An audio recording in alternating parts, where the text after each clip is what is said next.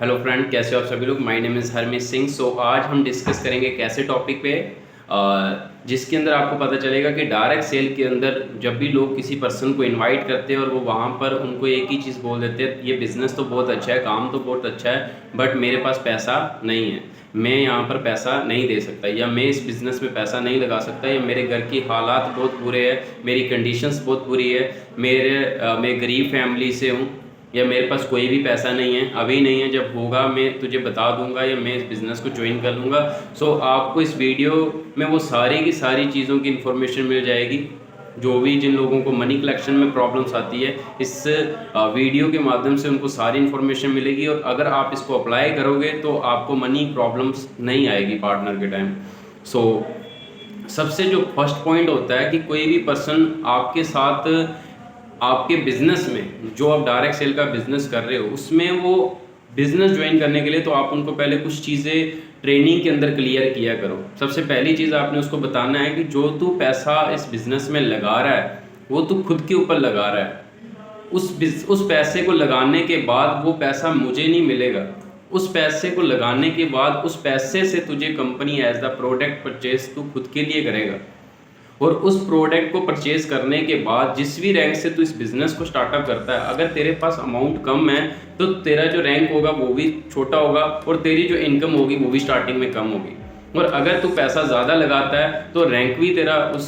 उसके अकॉर्डिंग आपको प्रोवाइड होगा, और साथ में प्रोडक्ट भी आपको वैसा ही प्रोवाइड होगा। मतलब कि उसको आप जब तक इन्वेस्टमेंट और परचेजिंग का डिफरेंट नहीं दिखाते, उसको यही लगता है कि कंपनी मेरा पैसा ले लेगी या ये मेरा पैसा ले लेगी, कंपनी भाग जाएगी, ऐसा होगा, बंद हो जाएगा, तो कहीं ना कहीं ये डाउट जब तक उसके दिमाग में चलते रहेंगे तब तक वो कभी भी आप पर बिलीव करके पैसा नहीं देगा, क्योंकि उसको क्लियरनेस नहीं होता कि यहाँ पे वो पैसा लगा रहा है, इन्वेस्टमेंट कर रहा है या परचेज कर रहा है।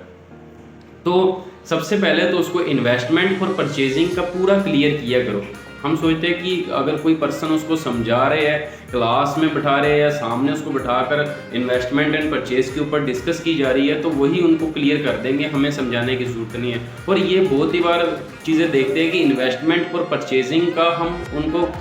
पर्सनली बैठाकर नहीं समझाते कि इन्वेस्टमेंट क्या चीज़ होता है, परचेजिंग क्या चीज़ होता है। आप उनको बता सकते हो कि जब आपने फर्स्ट से लेकर 12th तक या ग्रेजुएशन तक अपनी स्टडी की थी, वहाँ पर आपने 12-15 साल दिए, उसमें आप फीस भी जमा कराते थे, उसमें आपका यूनिफॉर्म भी होता था, उसमें आपका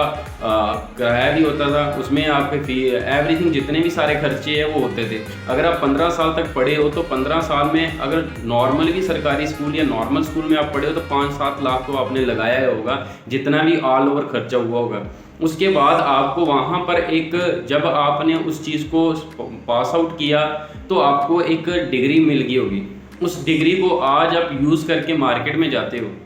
और मार्केट में जाकर आपको उसके बदले उसी डिग्री के हिसाब से आपको काम मिलता है, और उसकी मार्केट के अंदर 8,000, 10,000, 12,000, 15,000 रुपये जो भी आपकी वैल्यूज़ रहेगी, जिस हिसाब से आपकी डिग्री है वैसी ही आपकी वैल्यूज़ है।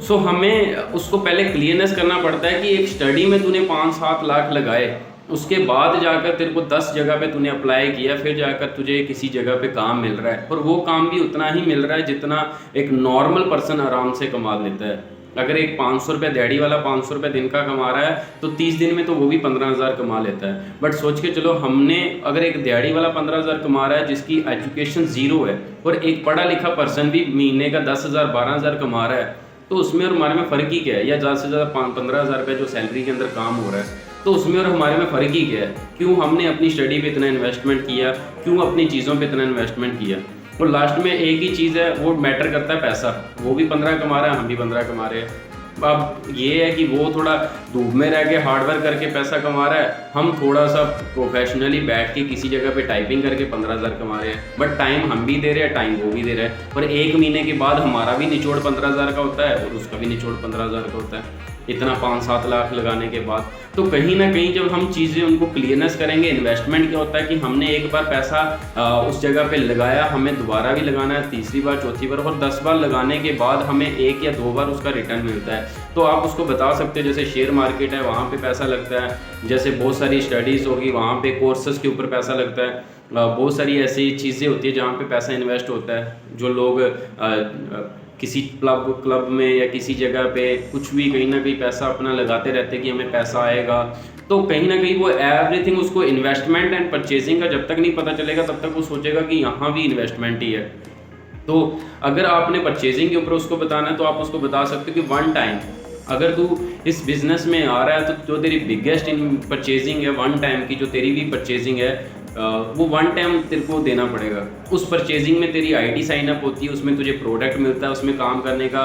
तुझे यहाँ पे मौका मिलता है और उसी काम से तू कितना पैसा कमा सकता है। तेरे को यहाँ पे बना बनाया स्ट्रक्चर है, कंपनी मिलती है, तेरे को वेबसाइट मिलती है, प्रोडक्ट मिलता है, सिस्टम मिलता है, स्टाफ मिलता है, लोग मिलते हैं जो तेरी हेल्प करते हैं, बाहर ऐसा कोई नहीं है जो तेरी हेल्प करेगा। उसके बाद मैन्युफैक्चरिंग कंपनी की सारा कुछ बना बनाया स्ट्रक्चर तुझे डायरेक्ट सेल में मिलता है। बट कंडीशन ये है कि एक बार तूने इसे परचेज़ किया और वो कपड़ा भी तूने खुद के लिए पहना,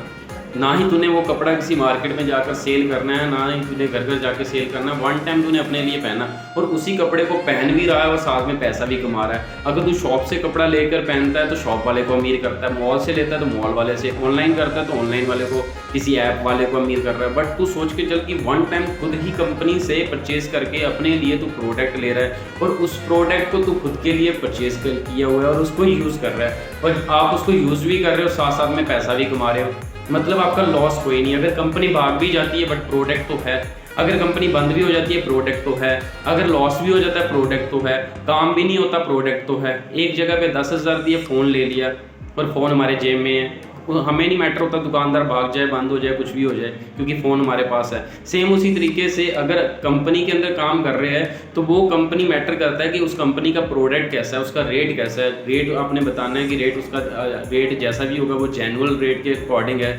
बाहर के ब्रांड से कंप्रोमाइज़ में। अगर प्रोडक्ट का रेट बहुत ज़्यादा है, ऐसा है कि एक शर्ट है 6,000 रुपये की बिक रही है, उसका कॉस्ट 300-400 रुपये है, तो फिर तो आप तो गलत माल बेच रहे हो। अगर 200 रुपये की चीज़ 5,000 में बेच रहे हो फिर भी गलत माल बेच रहे हो। बट अगर आप जेन्युइन रेट के हिसाब से प्रोडक्ट बेच रहे हो, 1,000-1,200 की शर्ट अगर आप सेल कर रहे हो और उसका ब्रांड दूसरे ब्रांड में अगर वही शर्ट 2,200 रुपये की है, तो आप एक अच्छा प्रोडक्ट बेच रहे हो डायरेक्ट सेल में। तो आपने उसको बताना है कि इसकी क्वालिटीज़ क्या है, आपने उसको बताना है कि उस ब्रांड की वैल्यूज़ क्या है, आपने उसको बताना है कि जब तू इसको यूज़ करेगा तेरे को अलग ही फीलिंग आएगी। साथ में ऐसा दुनिया में कोई बिजनेस नहीं है जिस बिजनेस में तू पैसा लगाए और उस सामान को भी तू यूज़ करे और तेरे को पैसा भी आता रहे। आपने उसको शॉप वाले का एग्जांपल देना है कि एक शॉप वाला 5 लाख का माल लेता है और वो 5 लाख का माल ले ले और उस 5 लाख के माल को यूज़ करता रहे सारी ज़िंदगी या 1 साल तक उसको यूज़ भी करता रहे और साथ में उसको पैसा भी आता रहे, तो ये तो बहुत ही शानदार बिजनेस है। बट शॉप वाला ऐसा नहीं हो पाता क्योंकि उसको 5 लाख रुपए दिया और साथ में उस प्रोडक्ट को क्या कर रहा है, बेच रहा है। उस बेचने के बाद उसको पैसा आता है। हमारा देखो बिजनेस डायरेक्ट सेल, एक टाइम हमने लिया, उसको यूज़ भी किया और साथ में पैसा भी आ रहा है। ना ही कोई लॉस, ना ही बिगेस्ट परचेज कि लाखों रुपए की हमने परचेज करनी है। कुछ परचेज से हमारा बिजनेस स्टार्ट हो रहा है। जब आप उसको क्लियरिटी से समझाओगे, जब आप उसको बताओगे कि तेरा कोई लॉस नहीं है, तू एज द परचेज इस कंपनी में कर रहा है, खुद के लिए पैसा लगा रहा है, किसी दूसरे के लिए नहीं लगा रहा, खुद के लिए परचेज कर रहा है, तेरी आईडी साइन अप हर एक चीज़ तेरे लिए हो रहा है, तो कहीं ना कहीं वो आपके साथ आपको बोलेगा कि हाँ ठीक है ये मैं कर सकता हूँ। क्योंकि अगर आप उसको बताते ही नहीं है कि पैसा लगाना क्यों ज़रूरी है, उस पैसे से तेरा क्या बेनिफिट है, जब तक किसी को आप बेनिफिट नहीं बताओगे तब तक वो आपके साथ बिजनेस ही क्यों करेगा। आपका काम है उनको बेनिफिट दिखाना, आपका काम है उनको बताना कि ये पैसा क्यों लग रहा है। अगर हम किसी जगह पे जाते हैं तो वो हमें बताते हैं कि ये पैसा क्यों लग रहा है, फिर हमें पता चलता है कि हाँ, जब हमें क्यों पता चल जाता है तब हम आगे ये नहीं बोलते कि वो हमारा पैसा लेके भाग जाएगा। क्योंकि हमें क्यों नहीं पता चलता तब हमारे डाउट रहते हैं। डाउट इज नेगेटिविटी खत्म करनी है तो डाउट खत्म करो। डाउट खत्म होगा तो ऑटोमेटिकली आपका पार्टनर बोलेगा ठीक है जी, मैं आपके बिजनेस में आपके साथ काम करूंगा, मैं पैसा खुद के लिए लगा रहा हूँ, मुझे इसका प्रोडक्ट प्रोवाइड होगा और साथ में मुझे इसको यूज़ करना है और साथ में मैं पैसा पाऊंगा। बाकी थैंक यू सो मच आप सभी लोगों का वीडियो के अंत तक सुनने के लिए। अगर आपको वीडियो अच्छी लगी तो वीडियो को लाइक कीजिए, फर्स्ट टाइम चैनल पे आए तो इसको सब्सक्राइब कीजिए और भी बहुत सारे लोगों में शेयर कीजिए। इस वीडियो को शेयर करने से क्या होगा कि कई लोगों को इस चीज़ के बारे में नॉलेज मिलेगी और उनको मनी रिजेक्शंस की जो प्रॉब्लम है वो सॉल्व हो जाएगी।